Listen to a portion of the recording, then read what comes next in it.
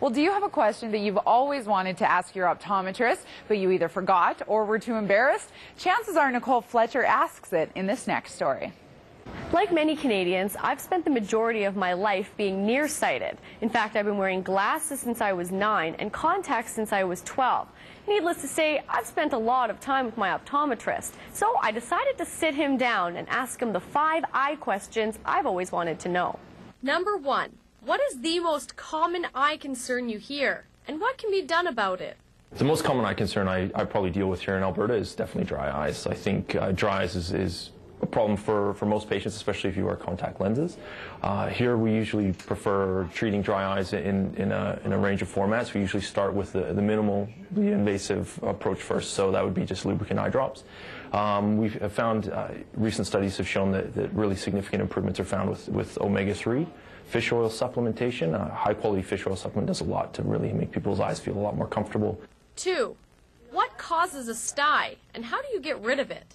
Styes are actually a blockage of one of the glands in the eye, the meibomian gland. A stye is actually a very painful thing because it's an actual inflammation, and the body's trying to fight off that infection and that inflammation in that eyelid, and so it usually gets quite hot and painful and sore. There's a lot of theories about rubbing it with a spoon and that sort of thing.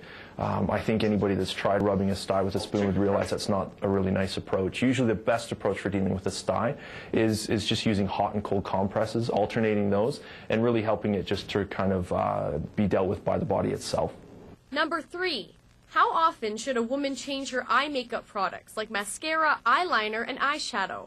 Most eyeliners and mascara especially are indicated to be changed every 3 to 6 months depending on how it's formulated. I would say probably a better indication is as soon as you start to notice that your mascara is clumping quite a bit, it would be a good indication that you need to get rid of it. It shows that there's starting to be a lot of biomaterial built up in there, and it's probably time to change it. Probably the biggest thing would be just to make sure you're not sharing that mascara with anybody else. 4. Should women wait until after they have kids to consider laser eye surgery? I don't think it's a cause to wait until you've had your children. I think it's just the fact that we want it stable at the time you're having it. Sometimes we notice in certain women that their prescription will vary while they're pregnant or after they've given birth. And in those situations where a woman's just given birth, we usually like to give a little bit of time period. Usually 6 to 9 months is enough to allow the prescription to stabilize before having laser surgery. But women can definitely have laser surgery before they have their children. And number 5, when would I be better off seeing my optometrist over a family doctor? I would say that any eye-related issues, be it cataracts, eye infections, red eye, anything like that, would be well treated by your optometrist. There's definitely things that I would treat relating to the eyes, but systemically I'm not going to treat.